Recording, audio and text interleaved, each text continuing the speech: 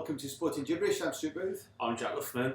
Gee, I didn't realise how rough I was about to say, how are you, mate? until I've just seen myself in the screen. It's the first time I've seen him since, I don't know, last week, since you fell foul of illness. You've not been good, have you? Well, in fact, I thought I was ducking because we lost at football, but... well, that's what Lark's reckon, but yeah, you've not been good. How are you feeling now?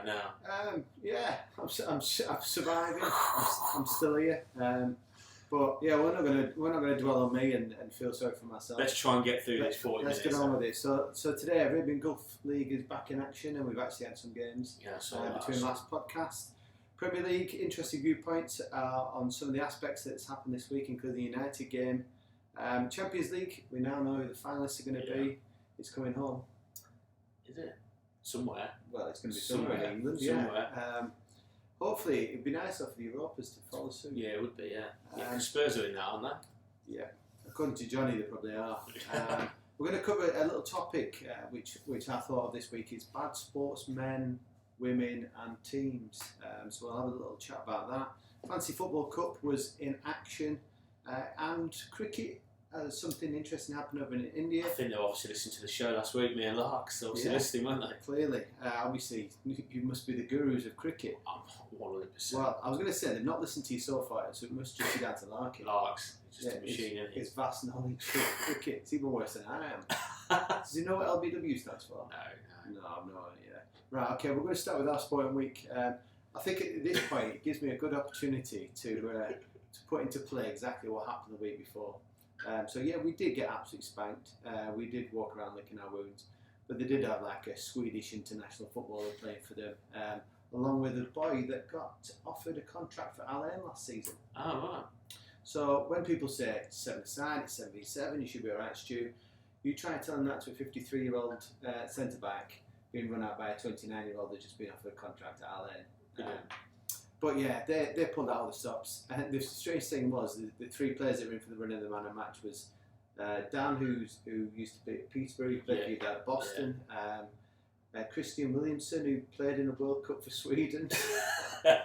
Sounds stupid when you say that, doesn't it? What on earth is he doing on the same pitch as me? Who happens to be good friends with Ibrahimovic. Oh, right, yeah, Zlatan. And the third one was the goalkeeper. Oh. Which sounds really bizarre considering I think it finished 6 or 7-0. But yeah, it was an interesting game. They clearly had the class of them two clearly told in the end.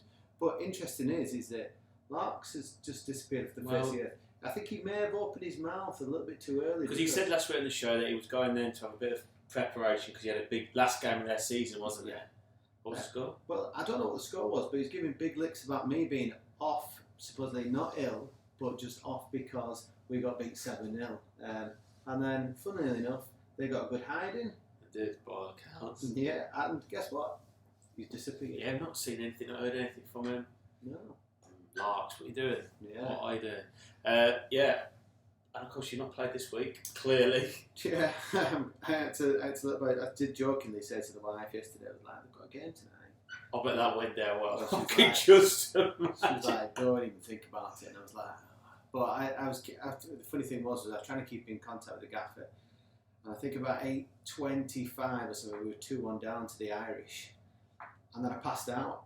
And then that was it. I woke up about 3 o'clock and I had sleeping patterns all over the place. And we'd lost 4-1. But again, it just seems to be a season of just missed opportunities. And I think the club has tried to do the right thing by giving people, and I think that's what I need to remember at times, is we've given every single member of the vet squad an opportunity to play. Rather than be bench or not play, we opened ourselves up to 3 teams. Stretched ourselves a little bit thin and then tried to have to backfill with some players that are around about the age of 34, 35 from other squads just to try and mix numbers in. But I think if we kept 2 squads, we would have been much more competitive. And I'd say from the team that I play at the moment there's only, in that last game, there's only the goalkeeper that I played with for two previous leagues. All the rest are brand new players, so just not gelling quick enough. I think the positive is that playing sport, and that's what I've been sort of saying back home. So the cricket season back home has started, Premier League, and unfortunately my team have lost the first 2 games. And that's the case of 1 or 2 people. I said, but at least you're playing cricket. Youngsters are getting given a go, and lots of different teams, and you're playing some sport which this time last year, and probably even 2 months ago, looked, particularly in the UK, looked like it was never going to happen for a while. So don't get too down about it. Let's just get on with it, innit? Yeah, that's what all losers say. It's all about winning. Don't let anybody fool you. Yeah, it is all. No, I agree with that. But at least people are playing some sport. Yeah. Right. While we're on the moment of cricket, IPL, interesting. Yeah. So obviously, this past week, the cases in India is just horrific, isn't it? Again, there. And the IPL, I think, rightly has been knocked on the head. Most of the England players who've been out there are back in the UK now. I think there's only Morgan, Jordan, and Milan still out there. They'll come back soon, and then obviously they've got to quarantine and stuff like that. So the interesting thing about it all is, I think it's the right decision, but they're still adamant that it's only postponed and that they're going to try and fit it in. There's 31 games left to play. Wow. I've got no idea how they're going to fit that in, because obviously now the English cricket season is well and truly underway, and the first Test match is at the end of the month, I believe, or somewhere around there. So, and then once that starts going, that's the English season. The Caribbean Premier League is in the summer, so that takes out that. And then by the time the English cricket season finishes, sort of September time, the World T20 is down to be played, albeit in India. Now there's already talk that the BCCI will host it, but it's probably going to be in the UAE. Oh, it'd be good if that happens. Yeah, especially if we can't travel. I was going to say to you is, could they not do what they did last year? Is move it towards like they did? Well, I'm surprised that they've not, because of that window. They want to finish it. I understand why you want to finish it. So like the PCL broke, and they managed to finish last season's early on this year, and then had to stop this season's again. I'm surprised they didn't just up the bubbles and bring them here, like they did, because they could have easily done it. It's 3 hours flight away. There's no cricket. There's no international cricket or anything being played here. Everything's all ready. Obviously, COVID is in a good state, vaccinations, etc. I don't know why they didn't, when this sort of started a week, 10 days ago, why they just didn't start making those plans. Go, right, yeah, it's finishing here, but we're just going to upstick because we're going to the UAE and do what they did last year. But maybe that's too soon. Maybe we're oversimplifying that. I don't know. Yeah, maybe you just need to get Larks to let whoever he's in contact with the international cricket board. Yeah, Larks be so. So he's always been a bit corrupt, old Larks. Yeah, right. Arabian Gulf League, we mentioned, was back. There were some big games with some big results, which has literally, it's signified we're going to have top two. The third, fourth, and fifth are now out of it. But I'll go through them. Can I just say before you do that, for the people listeners at home and the watchers, I cannot explain to you how hot and humid it is at the minute. So these games that have taken place this week, the humidity and the weather is just bizarre at the minute. It's windy, it's dusty, and the humidity's through. It's sort of 70% from about 8 o'clock at night, I think. Yeah, you're talking temperatures well in the regions of mid to late 30s at the moment. with that humidity, it is really bad. Yeah, we have a PE gauge, and you have to look at the real feel factor. And you can't take the kids outside. Yeah, everybody runs for cover. But Al Nassr won their game, being I saw that 3-2. Yeah, 3-2. Al Wassel lost to Kofrakan, which basically it's like a non-event game.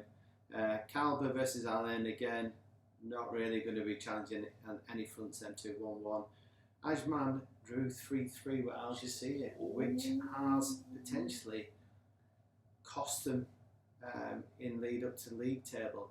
Sharjah 3, Hatta 0, and what was the big fixture of last week was Benias 0, Shabab Al Ali 0. Back to drawing ways. Yeah, which, to be fair, then Al Jazeera could have pulled away at this point, which I think they'll sit there now thinking that is definitely 2 points drop rather than 1 point gain. So the league table stands, the top two, Al Jazeera first place 51 points, Benias in second place on 50 points. Then there's a gap of 5 points to Sharjah, who are now 45 points in third, Al Nassr in 45 points in fourth, and Shabab Al Ali in fifth with 44 points. So you've got 1 point difference for the top two, and then 1 point difference for the top. Third, fourth, and fifth after that. So how many games are 2 games left? 2 games left. So the fixtures, it does get interesting. So the fixtures for game week 25 is Hatta versus Kalba, Kofrakan versus Fujairah, Ajman, who drew against Al Jazeera, plays Sharjah, Right. So if Ajman can come again with a good result there, that'll upset Sharjah. Al Jazeera versus Al Ain, Al Dhafra versus Benias, Al Wada versus Al Nasser, Shabab versus Al Wasl. So it's really top two fighting it out, and then a mini league behind them to Third, finish. fourth, and fifth. Yeah, see who finishes. But the top four, I suppose Benias maybe the surprise package in there. Well, yeah, Benias has probably been since Christmas the informed team. They've come good. And you'd probably say that the team that fell apart was probably Sharjah, who went out all guns blazing to start with.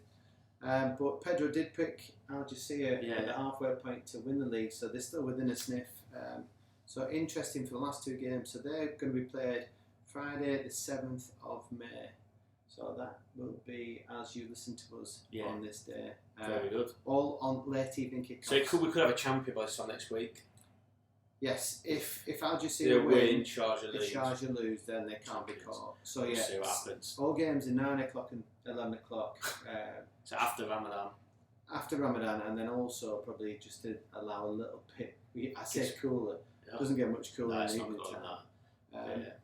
But we'll go to Premiership. So we'll go with the results from last week, and then we'll spend a little bit of time having a little talk about the United game, because there's a lot of people upset in different random places. It's untrue. So first game was Friday for us, which was still Friday. Southampton 1 versus Leicester 1, which 10-man Southampton as well. Yeah, 10-man, and they rescinded the red card now. Have they? Yes. So that doesn't surprise me. Again, how can they rescind something afterwards, but VAR check it and not? Talking of that as well, two things on that. Firstly, I read somewhere, I listened to the West Ham, you know, the one the previous week that was rescinded again. Moyes apparently came out of the stat and said 5 of the last 8 red cards that West Ham have been rescinded. And that says a lot, doesn't it? And then talk about VAR, they don't change that decision. And did you see the Spurs game, the stamp on the south side by Fleck? No, I didn't see it. No. How on earth? I can understand why the referee misses it, because it was sort of after the player had moved on. How on earth the VAR doesn't think there's not a red card? He's beyond me. He leaves one on his head and then boot marks one on his head. He had to come off. Well, he didn't come off because he came off because he's rubbish, but came off and sat with a big bandage and ice pack on his side of his face. Wow. Horrific. So it just. And I love how we talk about Southampton, but somehow we end up on Spurs. It's just VAR, actually. It's VAR. Yeah. So, he's had it rescinded. 1-1, which will be a disappointing result for Leicester, especially when you probably say West Ham are not looking like they're dropping points anytime soon. And Chelsea are absolutely on fire at the moment. So, Leicester really going to be looking over their shoulder. City cruised to a 2-0 win against Crystal Palace. Brighton with a decent result against Leeds. Welbeck's good finish, that good goal. Yeah, I watched bits of that game, and then Chelsea beat Fulham 2-0. I didn't see any of that game, and I didn't see any of the Everton-Aston Villa game, but good result for Aston Villa, which also, Everton's home form has been dreadful this season. Yeah, well, the results for Villa and then Arsenal winning the day after, I think have now leapfrogged over the top of Leeds. Yeah. So that top Leeds, 10, why not? Leeds outside. But I don't think that's been Leeds all year, and I think that's why they're only in middle. And if they want to break into that top, I don't know, top 6, top 8, or an absolute solidified top 10, which we talked about the other week, is they've got to spend some money, haven't they? Because although he's had a decent first half of the season, Bamford is not good enough to play Premier League to score the amount of goals that you'll need somebody to score at that level to get in that top 6. I think you're right with that. I think he came in on the high of the Championship, started really well, and then has literally just tailored off as the season's gone along. He's not quite a nice player, isn't he? But not if they're going to go to, and he's not the only one. They're going to go to the next level. Then they certainly need some more money spending. As we mentioned, Arsenal beat Newcastle 2-0. Spurs with a comfortable victory against Sheffield United. A certain guy with a top knot scored a hat-trick, which I believe I've read this week. Not that I've had any time to read anything. Is that they're potentially offering him another contract? I think so. Yeah, I think that's what. And where do you sit on that? Yeah, I think it's the. I've always been said, and I think they played the front four that everybody would play. You've got to forget about, the form of Dele or Bale. at the end of the day, that's the front four that everybody would pick. And Mason's gone with it. And yes, it was only Sheffield United who were poor, don't get me wrong. But it was just nice as a Spurs fan to see us on the front foot. And I think that's what Bale said, wasn't it? That on the front foot. He's also, Mason, in the 3 games he's been in charge, picked the 2 centre-halves that I would pick, because they're still our best 2. I'm not saying with those 2 we're going to go and win the league and stuff, but they are our best 2 at the moment. It was just nice to see us play. Bale, his finishing was outstanding. Dele worked his socks off, and glimpses of the Dele we know touches his vision. And of course, I think I was talking to my dad. The thing is, when you've got those 4 playing up front, who the heck do you mark as a defender? And it so happened, for obvious reasons, that they sort of came at quite a game that sort of man-marked him a little bit when he came deep. But all that did was give Son and Bale more space. Yeah. So I'm all in favour of another year for Bale, because I don't want him going anywhere else, because he's not going to play at Madrid. And I think he just needs game time. We know he's not going to have the electric pace that he had 10 years ago. But the finishes were just outstanding, weren't they? To be honest, I have not watched anything to do with it. But my worry for you guys is that you're going to pay his contract, so that's another 300,000 a week that you could be using to invest in players, to buy a new player, to then look at strengthening your team. And you're paying that money for an aging player that you're not going to get. You're looking at getting, hopefully, 13, 14 Premiership starts for? I think he can start more than that. Do you think so? 100%, yeah. Do you think his body's good enough? Well, I mean, that's a question. I think you get more out of that, and I think Mourinho could have got more out of that, but he just, for some reason, again, we don't know, refused to do it. He had that purple patch, he had that bad half against Arsenal, and that was it. And look, Mason should have played him in the cup final last week as well. It's as simple as that. But I take your point. But I think that that if the option's out, I would take it on without any question. My biggest concern at the minute is what manager we're going to get. Yeah. Because some of the names that are being linked are just like, well, we'll move on. Yeah, that's a whole different discussion on its own, isn't it? And the games on Monday, West Brom 1, Wolves 1. That just signifies that West Brom are definitely down and out now, even though it's not mathematically out, but they've gone. And Burnley, Chris Wood on fire at the moment, 4 in the last 2 games. Yeah, it's 7 in his last 5 or something. So scored again, and you just thought maybe Burnley are just going to turn it on, but Mikel Antonio bagged 2, and then he fluffed his hat-trick. Did he? That's seen it. And they're joking, they've said to him in an interview, and I don't know how serious he's been in this interview, he's like, yeah, well, I wanted a perfect hat-trick, so I brought it onto my other foot. Because I needed to score that one. And he's ended up costing him, I think, because they ended up getting blocked or deflected. I didn't realise he was fit again, but to fit and scored straight away. Yeah, 2 goals. See, he's somebody, I think, and we'll have this discussion as the season finishes towards something else, I think he's somebody that Southgate should look at in an England squad. I think he's already aligned himself. Has he gone to Jamaica? Yeah, I think he's aligned himself in another country. Because I just think he's a good squad player, because he can play in a variety of different positions, and what he does score goals. Yeah. But I think you're right now. I think he's gone somewhere else. Right, so the only other fixture that didn't happen, which should have happened, was Manchester United versus Liverpool, which, to be fair, I was in a bad state when that was happening. And I was trying my hardest to stay out. I tried to align, it sounds really bad this, I was aligning my drugs to kick in, to make me awake for that game. And then when it wasn't, it was postponed, I was like, I'm out of sync, I'm not going to be able to last this. And as soon as they postponed, I was like, I've got to sleep now. I think I'm not against any kind of protest. And as obviously we've seen them across the other, in this regard, about the Super League, across all the other clubs or mostly the clubs that were meant to join it, etc. And I forget about whether they should or shouldn't be out because of COVID. I don't even know what the rules are anymore. So, but for me, and I get the point, and obviously it's an ongoing thing. I'm not a Manchester United fan, so I don't really get the ins and outs of it. But for me, to take it that far to where it ended up getting your team's game postponed was just ridiculous for me. I didn't understand how it got out of hand like that. Obviously, clearly, when anything like this happens, there's always a few idiots, isn't there? And they're the ones that you see outside the ground that probably weren't even part of the peaceful protest or whatever. But to break into your own ground, which I know they've denied it, but I think there's something sinister about that in terms of the stewarding. To damage stuff in your own ground, to get your game called off, to block your team from coming out of the team hotel, I didn't understand that. I just think it went too far. It is my opinion. And actually, I think Man United as a team should have points taken off them. Yeah, I completely get the fans' voice. It definitely needs to be heard, and fully support that.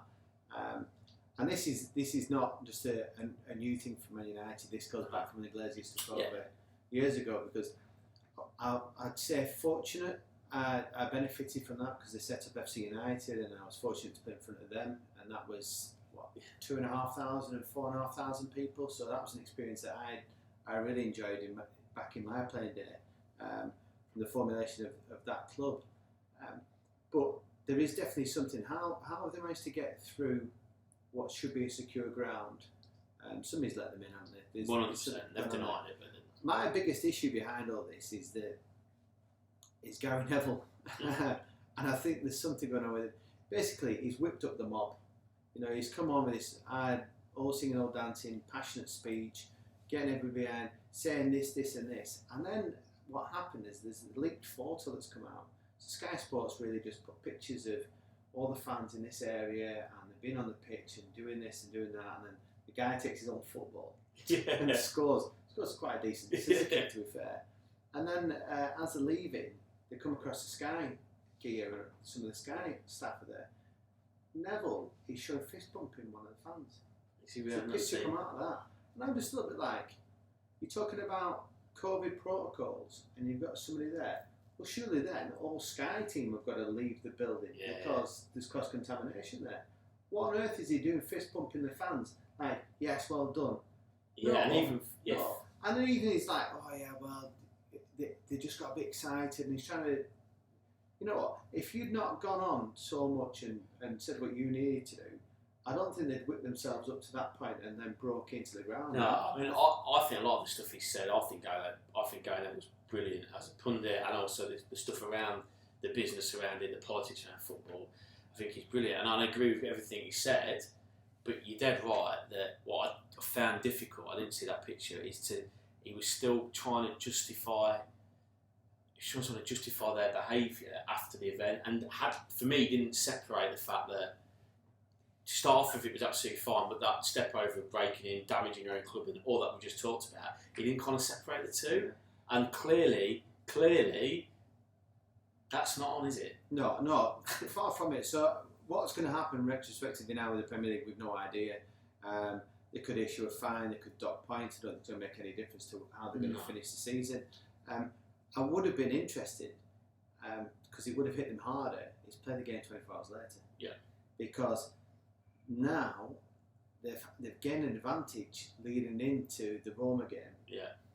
If they'd made to play the game on the Monday night, they'd have less days to prepare, ready for the Roma game, which would have they've now put the Liverpool game in the midst, and they'll complain going, oh, we've got this game, we've got 3 games in 5 or 6 days, whatever it is. Well, it's your own fault, but I would have rather done it that way and gone, here you go, instant impact. This is going to be, this punishment is happening here and now, not when City have already won the league. Yeah, so... And it's not going to hit you on anything else. We've stuck it in where it's not going to impact on any European fixtures.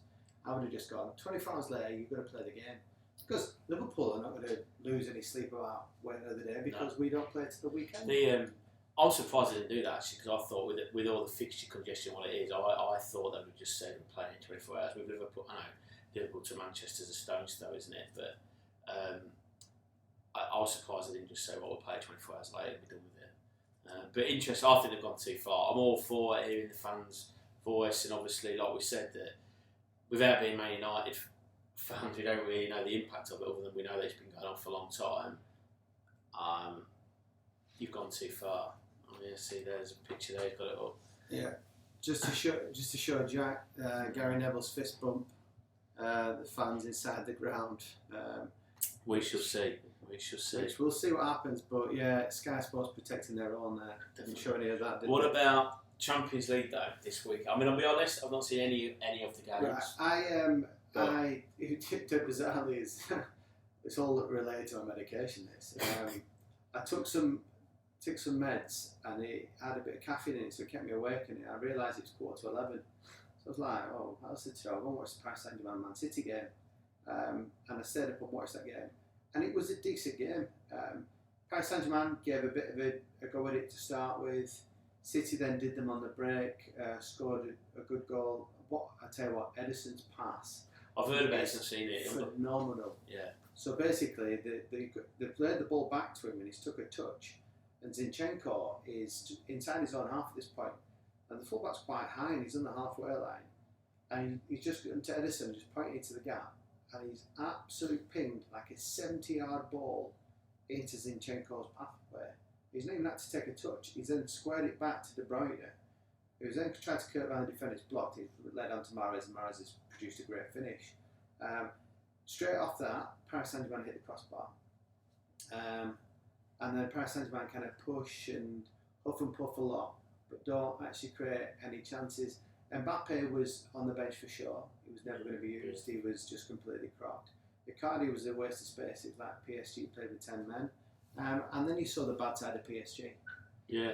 As soon as they went 2-0 down, the snowy little things going off the ball. Herrera has basically just like kind of smacked and slapped on the way through on Bernardo Silva, and then got booked, and then acts like he's been shot like. But you make you laugh is that when he's done this and clobbered him, he's then act like he's been fouled. Brilliant. And then when he's been booked, he's like, whoa, whoa. And then Verratti's running around and doing exactly the same. And Neymar, to be fair, wasn't too bad on the night. Yeah. But I tell you what, who had a great game and just consolidates England's right back is Kyle Walker.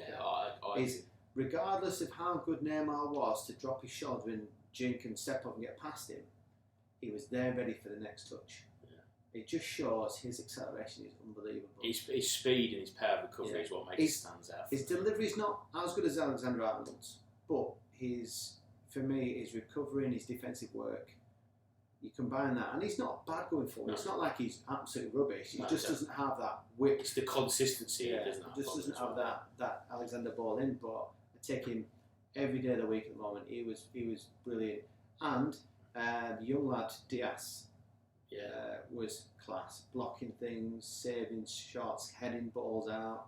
There was the worst ever call for handball you've ever seen. Ball comes in the back post, everybody kind of missed it. Hits Zinchenko on his shoulder. Here. It's penalty. Oh no, I didn't know this. What? I think they went to VAR. I was like, but I tell you what, Zinchenko is a liability because 5 minutes after that, he's shouting and swearing at everybody because they were giving the handball. But I was looking like, what on earth's going on here? Just the process. Yeah, and then obviously Fernandinho just does what he does. He just continuously. He should have got booked earlier. I don't think he got booked actually. Just goes around just niggling, just like I foul him here, leave it 10 minutes. I just leave something on here, and then Angel ball goes off. Fernandinho goes off the pitch. Fernandinho doesn't even need to leave the pitch. Follows Angel Di Maria off the pitch. Angel Di Maria. I think Angel Di Maria's got to like step, like he's going to threaten to headbutt or something, and he's stood on his foot. Fernandinho's gone down like he's been shot. Referee said it looks like a stamp on the foot. Straight up head, see you there. He's gone. That's game over. You're 2-0 down and down to 10. Poch has got a big job on there, hasn't he? He's just got to change that attitude and that. It's ingrained into the team, and I'm going to leave that there because I want to talk about that in a bit more. And then great for English football and I believe that an Englishman played a pivotal role with Chelsea last night getting to the finals, an all-English final. Which is good. So Chelsea won 2-0 last night against Real Madrid, if you didn't know, or 2 days ago when you're beginning to listen to this. Thomas Tuchel, you've got to raise your hat and doff your cap that this guy has come in and made a difference. 100%. And the way he's got Chelsea playing and firing on all cylinders and getting the best out of the players. Yeah, and to a degree he's rotated as well, hasn't he? Yeah. He's not necessarily played the same team week in, week out, but by all accounts, I didn't see it, by all accounts, Mason Mount was outstanding again, he scored and he turned into a real player, isn't he? Yeah, Timo Werner back as well. Yeah, which is always a surprise. So, an All-England final in Istanbul. I mean, I'm on COVID times. I was reading this morning actually when I was. Turkey's still not allowed anybody else. So I think they're looking at alternate places. Oh, surely it's got to take place in England. Yeah, it can't be Wembley because there's already the playoff final on that day. So then there is talks about potentially using Old Trafford. Yeah. Tottenham Hotspur Stadium, 60,000. Or Tottenham Hotspur. They were the two shouts that were coming out. But if you're not filling the ground capacity, you may as well go to a decent stadium, halfway house. Oh, yeah, because it's always in England, but there's still will things be open in the world? Because test events. They're hoping that this would potentially be one of them events. But I think it's happened before, and I told you about this when we got to the national final for the kids football. As the counties, and it was us Lancashire got through to the final to play Manchester, and they sent us all the way both down to Coventry. And there was no fans, no atmosphere, and it just seemed like such a shame.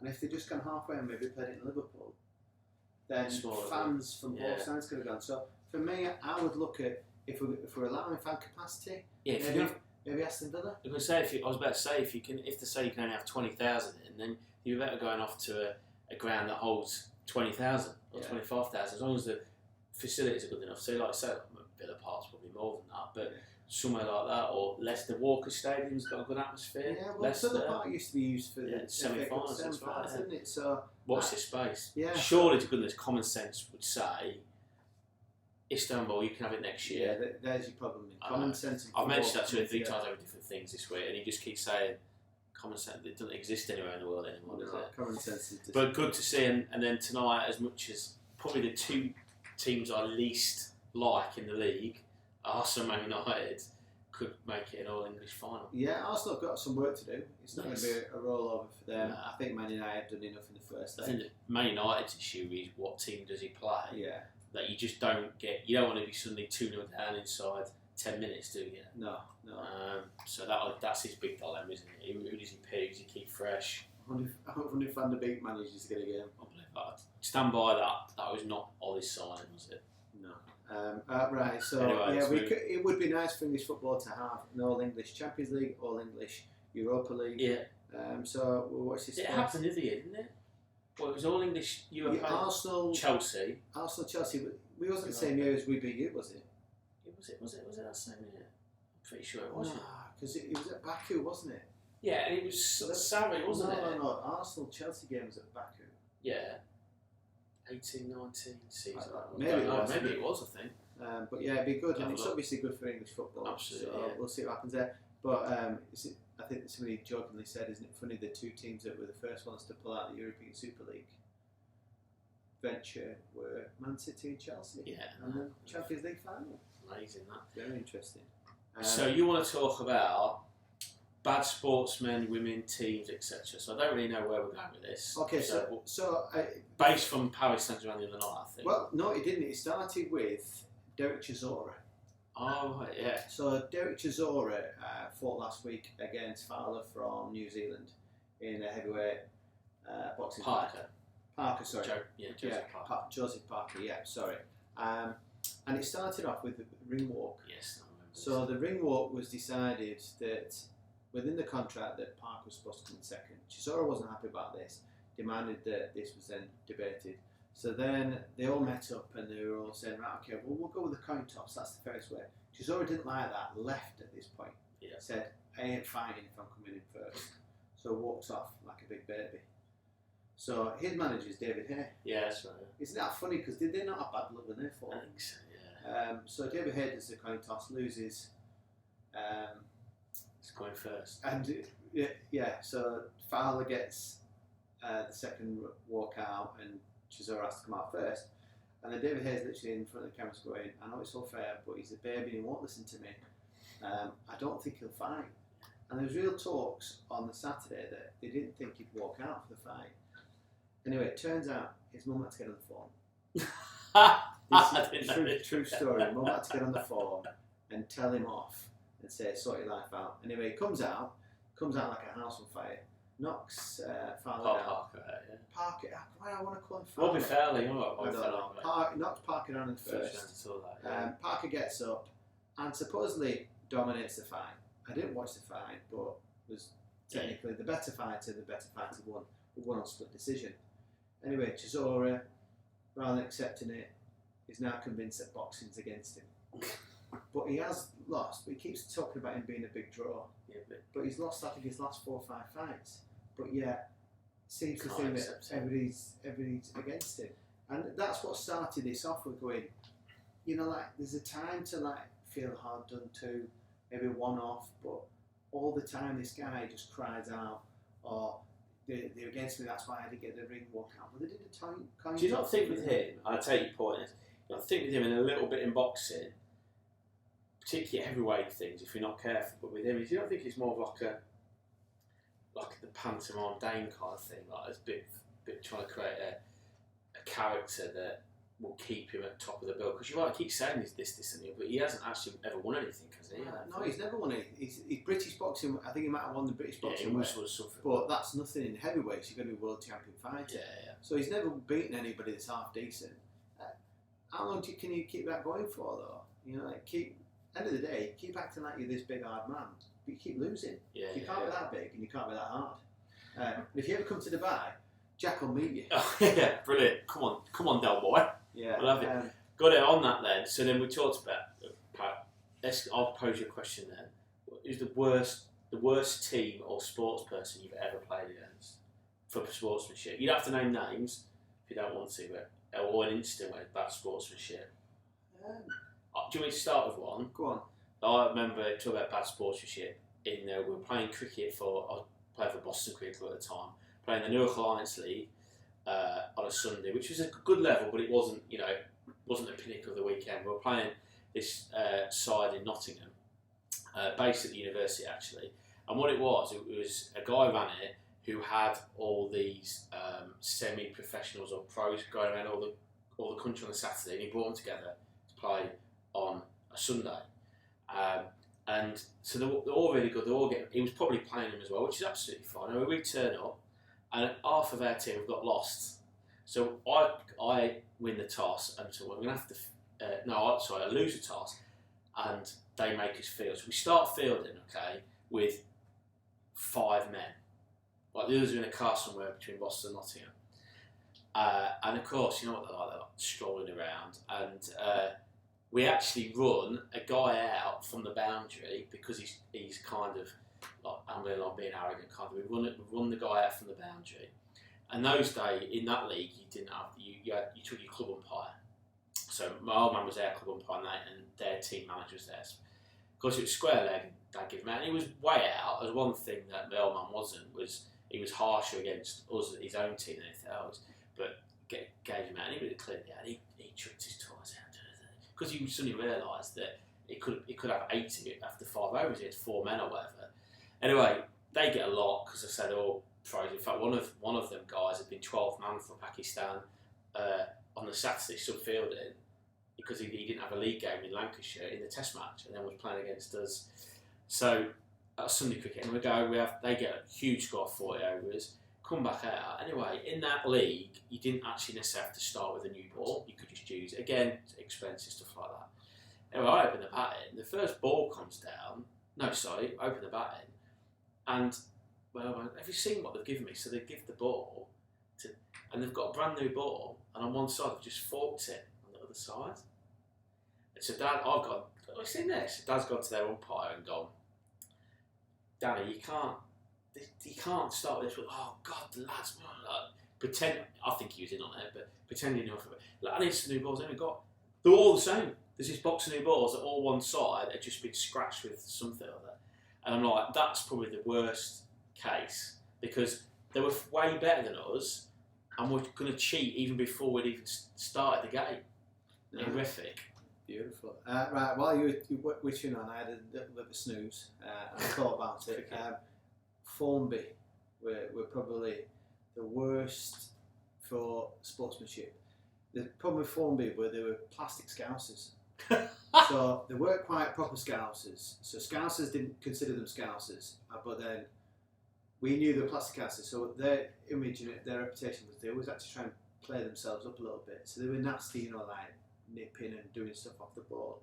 I remember this one game, and I was holding the post. I'm not even 5 minutes into the game, not even paying any attention. Ball's come in, ball goes across there, and then suddenly I just see his arm, and he's just gone crack. And this lad's just elbowed me right across the face. right across the second. And I've like reacted and I've gone, what's going on here? The ball's gone out, I've gone running out, and the centre half's seen it happen. And I just lost my head for a moment. I just took both of his legs from underneath him, just swept both of his legs, knocked him on the floor. And then I realised at that point as I go over the top of him, and the centre half's come over and he's pushed me out of the way, and he's going, "Get up, you're diving." Anyway, the Lions was not got a clue what's going on here. But yeah, they were like that. Just no need for that. Like we turn up to play football, and they were just like that all the time, in your face, shouting at you. I just felt that it was more persona because of the plastics. And the reason I say about that one is because we've certainly said this before on the show. At times we've all gone too far with whether cricket was sledging or whether a bad reaction to a decision, particularly when we're a lot younger and less philosophical. We've all done that, but I can get that even on a sports field. That as long as afterwards we can, you know what, I was banging out a lot of apologies, let's have a pint or whatever. But to do something like that deliberately, not as part of the game even, it stinks for me. Yeah. Anyway, back to Paris Saint-Germain.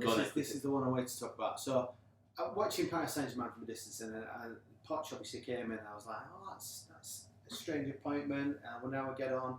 Anyway, they've not been flying high, and I looked at their squad because he might come back. Yeah, I was looking at their squad going, how can they not be flying high? But then I started looking back at some of their games, and I realised that Paris Saint-Germain, when they're winning, they take it to extremes. So when they're winning games, they're like cocksuring themselves, run around the pitch, suddenly chest comes out. Neymar starts imitating other players, like the way they run. He's been doing a Sterling run lately. And then Haaland scored, and one of Haaland's celebrations is he does like a monk thing, so he does that. When they beat them last year and they started scoring, Neymar and Mbappe started taking the mick out of the other players, like imitating them, going, "Oh, look at us with the monks." And then I realised at that point, I was like, you're just nasty people, aren't you? You're just not nice people. And then when they lose games, you see the other side of them. Verratti got booked. Wasn't really. He'd gone in on Foden, and he basically kneed the back of Foden's top of his thigh, and then screamed at referee and shouted at referee, and could have got himself a second yellow at that point. 30 seconds later, the ball's on the other side. Somebody spun him, and he's pulled his shirt, and then he's chopped him down. He should have got sent off, and I'm just like, you're just a nasty. And then at the end of the game, Verratti's on the pitch, and Poch is with him, arguing, shouting at referee for something. I'm hoping Poch is not condoning this time, because you've got all these kids that love Paris Saint-Germain, that play FIFA, they want to be Mbappe or Neymar. My lad's no different, and they all love it, and the kids at school all run around shouting. Even my nephew 7, he's got Paris Saint-Germain kit and he's Mbappe.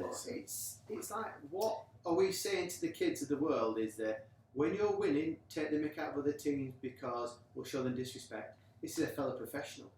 This guy's worked so hard to get to this level, you should be disrespecting him like that. And then if we start losing, it's everybody else's fault. Rather than just accepting that they weren't good enough over 2 legs against Man City. Man City were the better team and are the better team and the better squad. Yeah. And they can't accept that, so they try and blame everybody else. Do you not think, you're right, I completely agree, and I think it's the indictment of the fact that they're not as good as what they think they are. They've got this cult status in world football, I don't know, for some reason, I don't really know where that comes from, but actually the French league, much like I said about the Spanish league and the Italian, is not as good as the Premier League. No. Because you look at and then I don't always have, you look at Di Maria, did nothing in the English Premier League. You look at Herrera that United released. Got rid of him, and another. Now, of course, sometimes there's just a different. It just doesn't work out for whatever reason. Maybe not an ability. Just if the family's unhappy in Manchester, or whatever, it rolls. All those kind of things, of course. But yeah, I think Poch has got a bigger job on there than he thought. I'm hoping it goes south because we want him back. Yeah, in Poch we trust. Yeah, right. Okay, right. So fancy football. There was a couple of big fixtures over the week. Last week. Yeah. Quarterfinals leading into the semi-finals. So Gornell Loco beat Notts County to make it through to the semi-final. Dadbod 86 absolutely hammered 2 goals, 1 schluck to make the semi-final to play Gornell Loco. Desert Dons 34, George 24. Now George is not happy about this. George has sent messages. That's it. He wants the FA Premier League to get involved because the United game has cost him. Well, So he's There like, you go. he's literally, United game being postponed has ruined George's life. Wow. And he's like, it's an absolute disgrace. So it's cost George his Place place in in the the semi-final. But the most interesting fixture is Mad Mitch lost to Moons. Moons? Yes, Moons. Okay, Moons are currently ranked 79th in the division. 79th in the division in a semi-final. Go on, this Moons. has got Wigan written all over it. Of course it has. So those fixtures aren't this round of fixtures, No, the next week's round of fixtures. Yeah. And also we've got the week winner, which was Chris McCauley. So congratulations, Chris McCauley. And April's winner was Chris Kelly, who actually he's been picking up wins left, right, and centre. We need to get those vouchers out. So claiming we need to get the vouchers out. Yeah. I need to take George's actually into Harwich, you did say, so yes. Need to do that. But yeah, fantasy football, I'm sort of edging into second in the school league and teen in the low teens, high teens I should say, in the sporting gibberish. But yeah, I think the only other interesting thing in the fantasy football that's happening at the moment is poor Henry. He's going to be wearing. Of course, yes. He's going to be wearing a football top. A Liverpool and a Spurs. I'll bring you back, Henry, because you're full of it on Twitter. Absolutely full of it. That's it. But yeah. One more thing to note: we've not done our birthday celebration because obviously this man's been pretty poorly and not at work. So hopefully, if Stu perks up, we will do that as a special show, probably sometime next week. Fingers crossed. We'll see how things go. But so those people who have asked us questions or want us to talk about it, we will get to that. But not until the good man is fully fit. And on that note, we need to get you back into bed, mate. He looks absolutely exhausted. Yeah, I'm grasping for a drink as well. Right. But on that one,